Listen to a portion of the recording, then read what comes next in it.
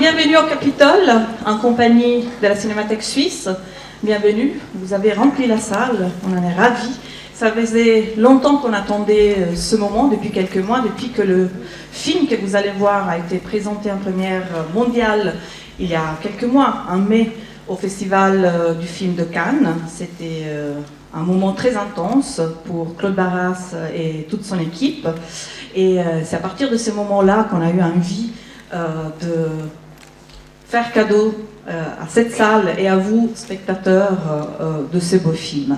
Après l'aventure cannoise, le film a commencé à tourner dans plusieurs festivals en Europe, notamment dans le festival le plus important pour le film d'animation, Annecy, où il a gagné des prix. Donc, pour fêter ses succès, ce soir, on est ici avec une bonne partie de l'équipe, avec évidemment son réalisateur, avec Courgette et avec ses copains. Mais il n'y a pas seulement l'équipe, ce soir ils sont avec nous aussi des représentants des institutions qui ont aidé en fait au film de pouvoir se réaliser. Vous savez, il faut quand même de l'argent pour faire des films. Et donc tout d'abord j'aimerais inviter la RTS qui a contribué aussi à organiser cette belle soirée. C'est grâce à elle que vous avez des pop-corn et des bonbons. Merci la RTS. Et que vous avez bien évidemment aussi le film. Et donc j'aimerais inviter sur scène Alexandre Barlet, rédacteur en chef de la culture. Bienvenue. Bonsoir à tous. Alors les pop-corn, les bonbons, sans doute, mais aussi d'autres choses. Je suis très ému, très heureux d'être là pour cette avant-première, très heureux de voir que ce film il va enfin exister dans une vraie salle, une vraie grande salle de cinéma avec plein de public, peut-être la plus belle salle de cinéma d'ailleurs. Grande étape qu'on va tous vivre ensemble aujourd'hui. J'aimerais juste vous rappeler en quelques mots à quoi sert la radio-télévision suisse dans ce monde du cinéma en Suisse romande. Quel rôle elle a pu jouer dans ma vie de Courgette? 3 réponses peut-être. D'abord, on est un média audiovisuel, donc on diffuse du cinéma, on diffuse beaucoup de cinéma, pas moins de 600 films par année sur RTS 1 et RTS 2, dans tous les genres, la fiction, le documentaire, les téléfilms, et puis bien sûr aussi les films d'animation. Autant de diffusion pour toucher le plus large public, et autant de droits aussi payés à l'industrie du cinéma en Suisse et dans le monde. La RTS, elle fait aussi du journalisme en TV, en radio, sur la première, Espace 2, Couleur 3. Elle reçoit les acteurs du cinéma, elle fait de la critique dans ses émissions d'actualité, dans les émissions de culture, pour donner une voix à tous les talents qui contribuent au cinéma en Suisse romande. Mais la RTS fait aussi beaucoup plus que ça. En tout cas, elle s'implique de manière très volontaire, très volontariste pour permettre au cinéma en Suisse romande d'exister, notamment à travers tout le travail, et je les salue, elles ne sont pas là ce soir, d'Irène Chaland pour le documentaire et de Françoise Mayor pour la fiction. Le budget, l'argent qu'il faut pour faire ma vie de Courgette, c'est des millions. Ça ne se trouve pas sous le sabot d'un cheval, c'est très difficile à trouver en Suisse et même en Europe. Et c'est justement pour permettre à ces films d'exister que la RTS et que la SSR, la maison mère à Berne, s'investissent beaucoup pour le cinéma. En plus de tout ce que vous regardez, de ce que vous entendez en télévision, en radio, sur le web, la RTS soutient chaque année 200 projets, 200 productions qui débouchent sur 70 films produits annuellement. C'est un gros investissement pour nous, c'est 10 millions de francs investis par la RTS et c'est au niveau national de la SSR 27 millions de francs que nous investissons pour le cinéma en Suisse. C'est donc un maillon, tout ce que nous faisons, un relais qui est très important pour que cette créativité du monde du cinéma en Suisse s'incarne, devienne un jour un film ou un documentaire. Le cinéma en Suisse romande existe et pourtant, à l'échelle du grand monde, nous sommes minuscules. Nous sommes moins de 2 millions de francophones en Suisse. Et pourtant, ici, en Suisse, et particulièrement en Suisse romande, il y a une relation qui est riche, qui est serrée entre tous les acteurs du cinéma, les producteurs, les réalisateurs, tous les métiers qui tournent autour du film et le grand média de service public. Une relation qui n'est pas seulement une sorte de modèle d'affaires. Hein. C'est pas que l'addition des objectifs de chacun, mais c'est peut-être la multiplication de toutes ces énergies pour un grand objectif commun, qui est simplement de voir le maximum de films exister pour rencontrer le maximum de public en Suisse romande, en Suisse, et peut-être dans tout le monde. Et en tout cas, c'est tout le succès qu'on souhaite à Ma vie de courgette. C'est donc aussi pour ça pour qu'un long métrage d'animation puisse voir le jour en Suisse romande, que les Suisses, que chacun d'entre vous paye une redevance pour la radio et la télévision. Je vous souhaite beaucoup de plaisir, beaucoup d'émotions avec les malheurs, les bonheurs du petit Courgette et une très très belle projection. Merci. Merci Alexandre.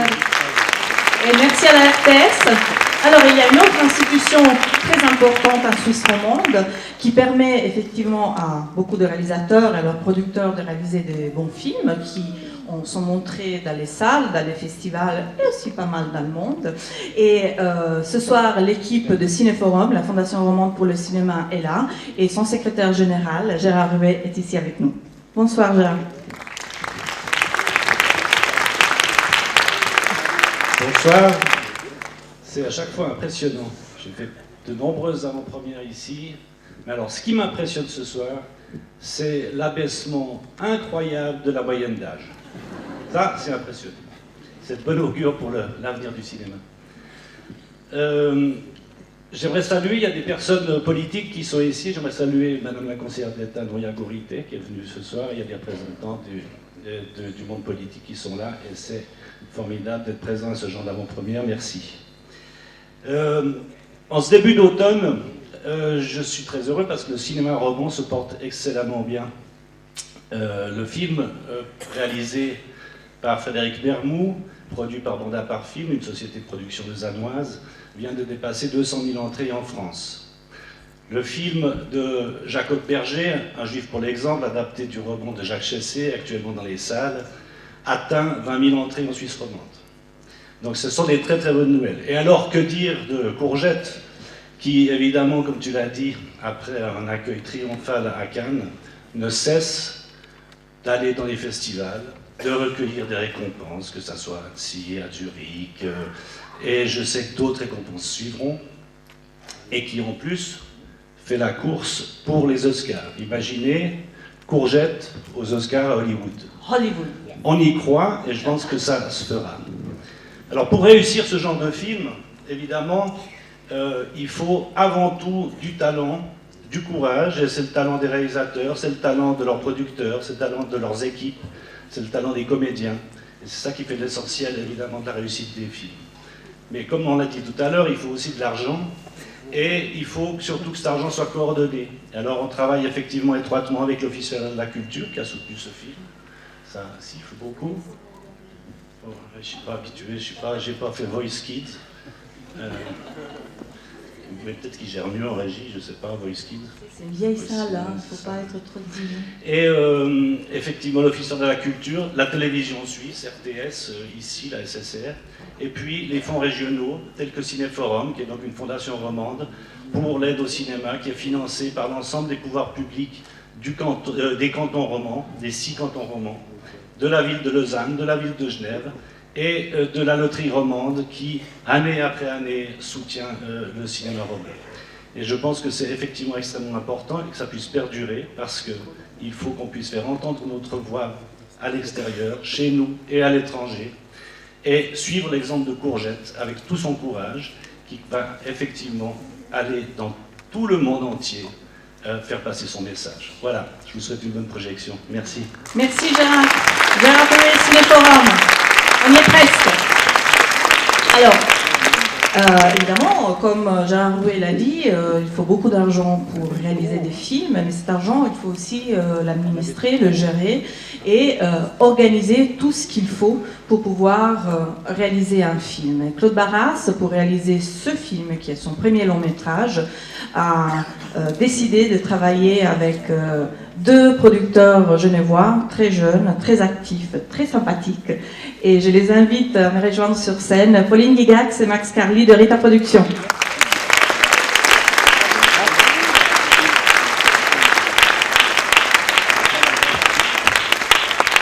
Très bons administrateurs de l'argent de la RTS et de Cinéforum. bonsoir. Alors, on va faire vite, hein, parce que je pense que vous réjouissez par le film. Je pense que, voilà, on ne va pas vous cacher les choses. Nous sommes très, très émus d'être là ce soir, dans cette salle splendide, devant vous tous. Parce que Ma vie de courgette, c'est, avant d'être un grand succès, c'est une très, très longue aventure. Complexe, difficile parfois, très belle de toute façon, qui n'aurait pas été possible sans la détermination et le talent de Claude Barras, évidemment, et sans le courage de Max Carly. Sans, bien sûr, le soutien de nos partenaires, et je vais profiter de les remercier, même si on en a déjà beaucoup entendu parler, nos principaux partenaires qui sont l'Office fédéral de la culture, Cinéforum, la Loterie romande, Suisse Images et Focale, et bien évidemment la RTS, notre partenaire privilégié de toujours. Merci aussi à la Cinémathèque et particulièrement à Kika de nous accueillir. Et je passe la parole à Max. Et on dit souvent, oui, alors ce film a coûté très cher et tout, mais finalement, c'est pas forcément ce qui est le plus important, parce que c'est aussi le travail fantastique d'une équipe de tournage. C'est un tournage qui a dépassé tout ce que nous avons jamais fait dans notre vie. Au tout début, quand Claude nous a dit « Ah tiens, on ne voudrait pas faire ce film, ça ne nous intéresserait pas », quand j'en ai parlé avec Pauline, elle m'a dit « Non mais laisse tomber, on ne connaît pas l'animation et on ne va pas se lancer là-dedans ». Et après, on a découvert le travail de Claude, on en est tombé amoureux, et on s'est dit « Très bien, on va apprendre ». Mais on ne savait pas du tout dans quoi on allait s'embarquer. On parle de un an, enfin on compte même plus les jours de tournage, quand d'habitude on fait 25, 30, 35 jours de tournage. Là on était facilement presque à 1 an de tournage, 2 ans de préparation. Les marionnettes que vous allez voir, qui ne sont pas du tout de la pâte à modeler, ont mis quasiment 8 mois à être construites. En tout, c'est une équipe de 150 personnes, vous verrez le générique est un peu long. C'est énormément de gens qui travaillent, et on a découvert un monde de gens passionnés. Tout est peint à la main, tout est fait à la main, tout est hyper minutieux, et en fait c'est un travail sans fin, contrairement à la fiction où finalement on va tourner ce qu'il y a. Le monde d'animation, les techniciens qui travaillent dans ce monde sont capables de tout inventer, de tout créer, et ça peut être sans fin finalement, parce que où s'arrête l'imagination, où s'arrête le travail, et pour ça il fallait un vrai capitaine sur le navire, et il a fait ce rôle avec brio, et je pense que là c'est le moment que Claude Barras nous rejoigne. Claude Barras.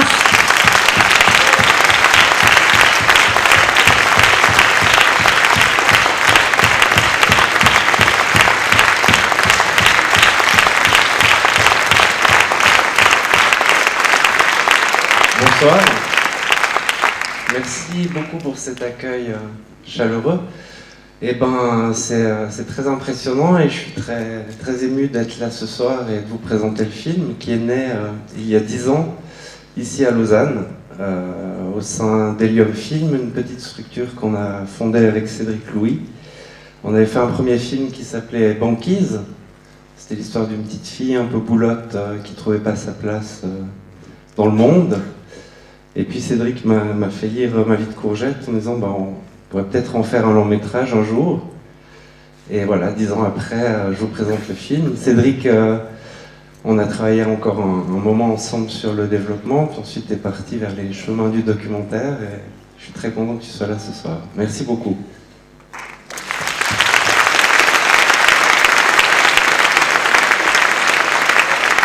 Et donc, après tout ce développement et la rencontre avec les producteurs, on a engagé une équipe, une grosse équipe, et une partie est là, donc on va leur rendre hommage et les appeler sur scène.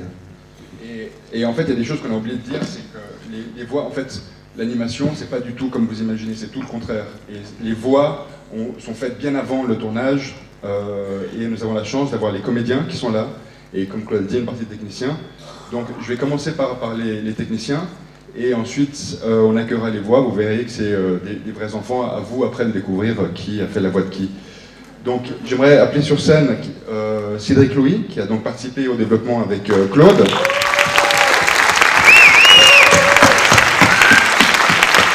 Élie Chapuis, un des animateurs.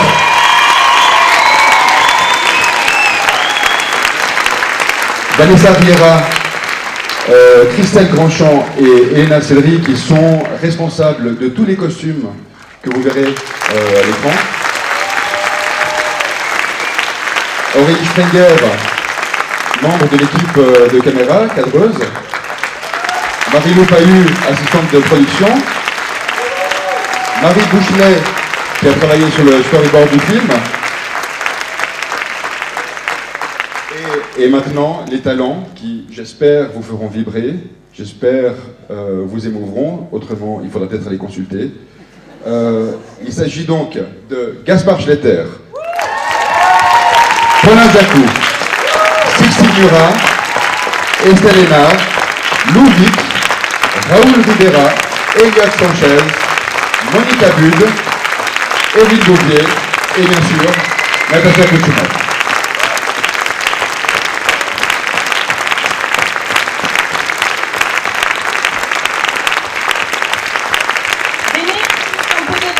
Pour la photo quand même. Venez, l'équipe de Ma vie de courgette.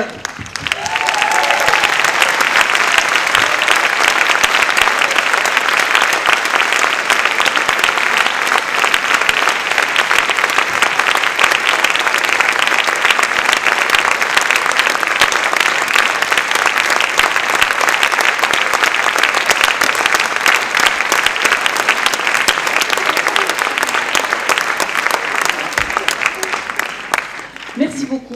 Vas-y, Nous serons là, alors je fais un peu de rentre dedans, mais nous serons là après la projection, si jamais vous vouliez partager vos émotions ou poser des questions de comment ça s'est fait. Nous avons aussi pris un des comédiens cette fois, mais non pas en chair et en os, mais en plein de matière, que j'oublie, dont du silicone, qui est la marionnette de courgette, pour vous montrer comment se fabrique ce film. Et on souhaite, au nom de toute l'équipe, avec énormément d'émotion. En fait, on s'habitue jamais. C'est toujours pire. Avec énormément d'émotion, une très très belle projection. Tout à l'heure.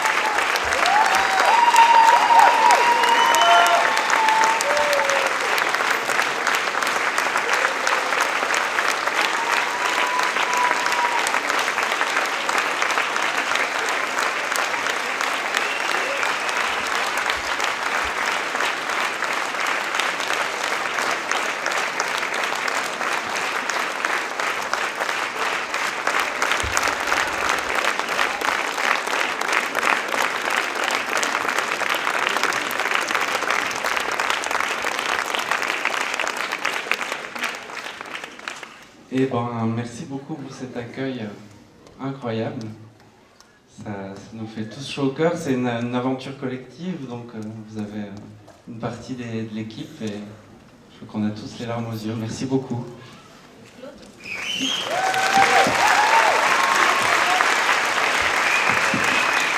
Tu me présentes un peu mieux Courgette. Donc je vous présente Courgette, voilà. Une des marionnettes qui a servi au film, mais... Comment il le fait en fait? Quelqu'un peut le tenir? Merci. Parce que Courgette, en fait, c'est la marionnette, mais c'est la voix aussi de... Je suis un peu... Gaspard, voilà. Je suis sous le coup d'émotion.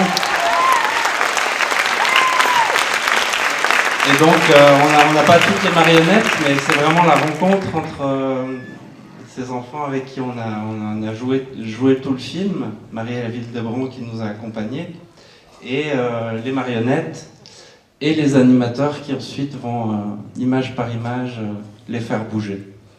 Donc c'est des personnages à plusieurs niveaux. Tu nous expliques un peu comment elle est faite Alors la marionnette, c'est une sculpture en pâte à modeler à la base, et puis ensuite elle passe dans les mains de Grégory Bossard et de son équipe, qui la découpe en plein de petits morceaux, les bras, les jambes, la tête, les cheveux, les yeux. Et chaque morceau est moulé avec une armature. Il y a des costumières qui sont là, qui ont fait les costumes de chaque personnage, les costumes d'hiver, les pyjamas. Et puis à l'intérieur, il y a toute une armature pour qu'ils puissent s'articuler dans tous les sens. Et puis pour les bouches, les animateurs avaient une boîte de bouches comme ça. Donc c'est des bouches aimantées qu'on change image par image, à raison de 12 photos par seconde, en suivant les voix qu'on enregistrait au préalable. Et en fait, pour pouvoir réaliser le film, vous avez dû créer combien de courgettes? Combien de marionnettes, de courgettes et des autres? Alors on avait 10 animateurs qui travaillaient en parallèle, et on avait 7 courgettes qui étaient très demandées, puisqu'ils jouent presque dans tous les plans. Et il y en avait toujours 4 ou 5 qui jouaient, puis il y en a 2 qui changeaient de costume ou qui étaient en réparation. Est-ce que vous avez des questions pour Claude Barras? Ah, là, il y a une petite... Il y a des micros, je vois rien, je suis désolée. Ou pour les enfants, ou pour Ellie qui est animateur. Bien sûr, tout le monde. En fait, comment les bouches, ils peuvent être vite bougées? Alors je vais te montrer.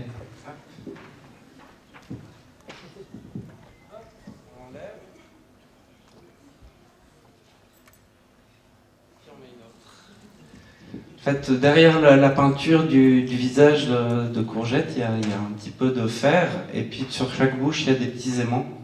Et du coup, on peut les changer à chaque image. Encore des questions? Faites comme ça, hein, si vous avez des questions, parce que vraiment, je ne vous vois pas. Et puis, il y a Maud et Nicolas qui circulent.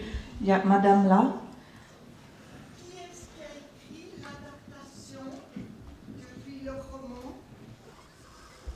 Alors, il y a eu plusieurs personnes qui ont travaillé sur le scénario. On a fait une première version avec Cédric, même 2 versions, je pense. On a travaillé... Ouais, des traitements, ouais. C'est-à-dire qu'à partir du scénario, on choisit les personnages, on simplifie l'histoire, on rajoute des choses. Et puis ensuite, il y a eu Germano Zulo, qui avait travaillé sur le génie de la boîte de ravioli, et Morgane Navarro, qui fait de la BD, qui ont travaillé essentiellement sur les dialogues. Et puis au final, Pauline nous a fait rencontrer avec Céline Sciamma, et c'est elle qui a gardé une partie de notre travail et réécrit le magnifique scénario qui a servi à faire le film. Alors là, je vois des bras levés.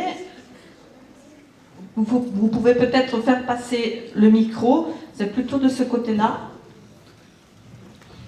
Comment vous avez fait les images?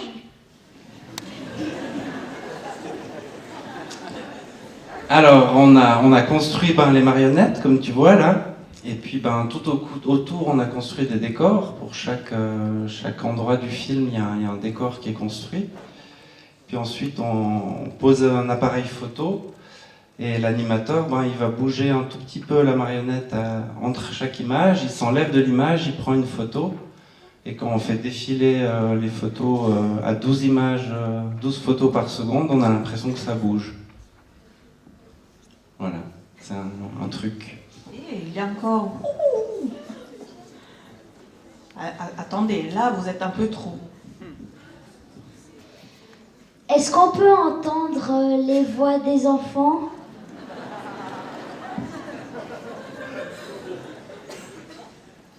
Les entendre... Dans quel sens? Ah, tu voudrais qu'ils parlent? Vous voulez dire un petit mot? Essayez de deviner qui c'est? Bonjour, comment allez-vous?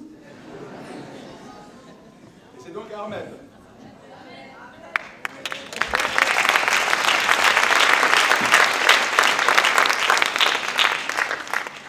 Mon prénom c'est Courgette.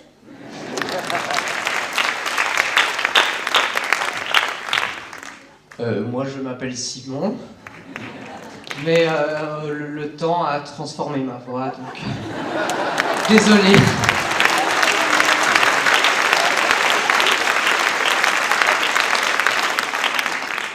Il est amoureux.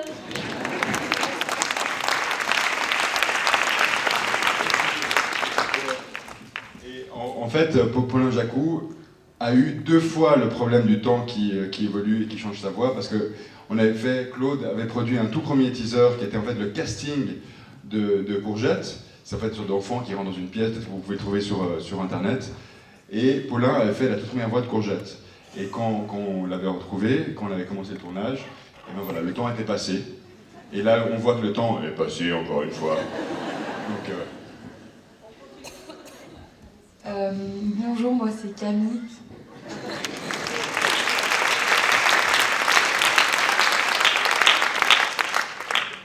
Salut, moi c'est Béatrice.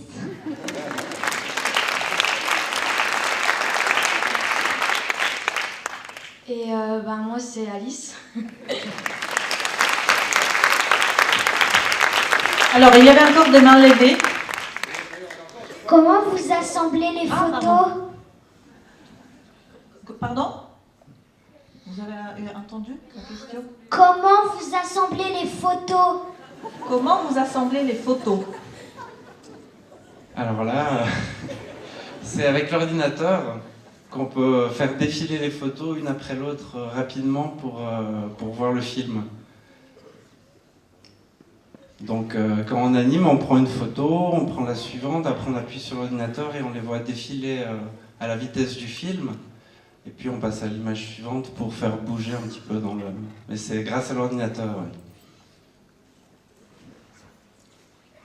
Ah, il y a un tout petit... Comment vous faites bouger les personnages?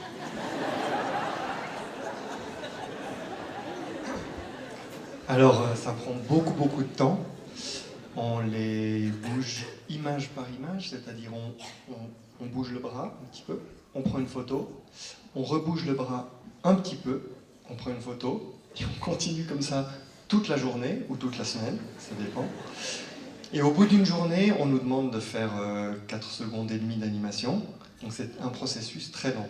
Donc c'est vraiment avec les mains qu'on anime les marionnettes image par image.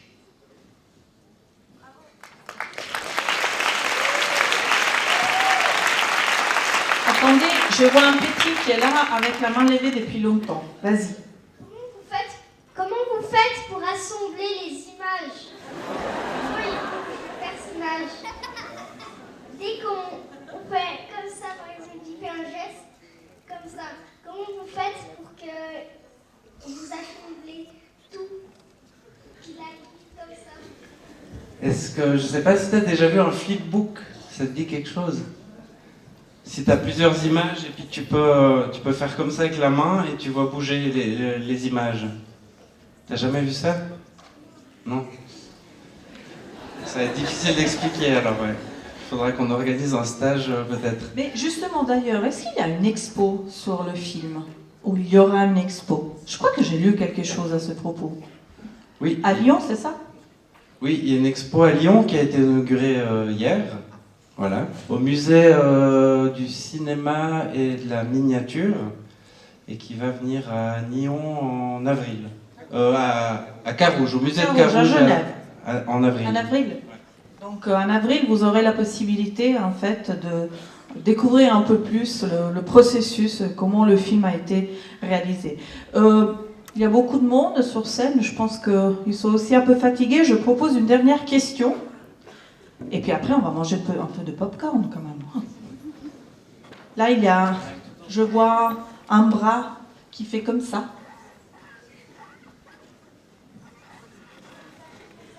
Faites encore comme Maud, je ne sais pas si vous avez vu. Ça vous a pris combien de temps pour faire tout le film en entier? Alors, depuis l'enregistrement des voix jusqu'à la fin du film, ça a pris 3 ans en tout. Mais ça a été plusieurs étapes. En premier, on a travaillé avec les comédiens pour prendre les voix pendant 6 semaines. Ensuite, il y avait presque 1 an pour fabriquer tous les personnages, tous les décors, avec une vingtaine de personnes qui ont travaillé.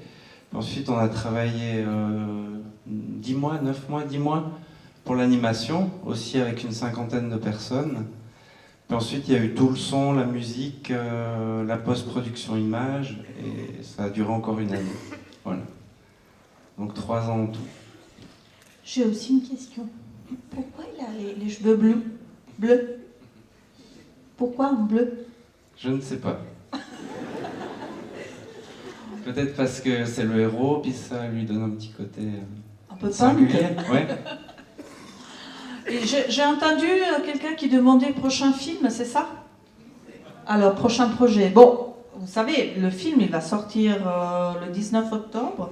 Donc, ces prochains jours, il y a encore pas mal d'avant-premières sur l'Arc Lémanique dans beaucoup de salles. Donc, j'espère que vous allez bien parler du film et inciter les copains à aller le voir. Donc, l'aventure continue, en fait. Elle va continuer en salle. Et dans 2 semaines, c'est ça? Ben, ils vont partir à Los Angeles pour faire de la promo pour le film. Et puis après, ça sera l'Oscar. Et puis, va savoir. Mais n'empêche que tu as un nouveau projet, je suppose. Alors, j'ai écrit un nouveau projet, ouais, dont un orang-outan sera le héros. Un orang-outan. Voilà. Et j'espère le présenter ici dans 5 ans. Okay. Super.